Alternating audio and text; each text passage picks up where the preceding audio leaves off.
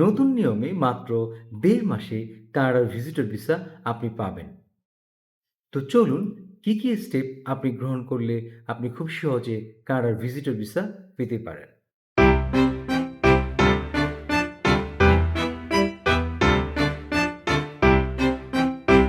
First স্টেপটি হচ্ছে IRCC portal অথবা জিসিকে এর মাধ্যমে আপনি কানাডা ভিজিটর ভিসার জন্য আবেদন করতে পারেন।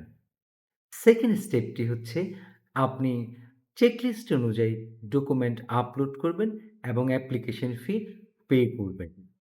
থার্ড স্টেপটি হচ্ছে আপনি অ্যাপ্লিকেশন সাবমিট করবেন এবং বায়োমেট্রিক্স দিবেন। ফোর্থ স্টেপটি হচ্ছে আপনি পিপিআর অর্থাৎ পাসপোর্ট রিকোয়েস্ট আপনার ইমেইলে আসবে এবং আপনার পাসপোর্টটি এম্বাসিতে জমা দিবেন।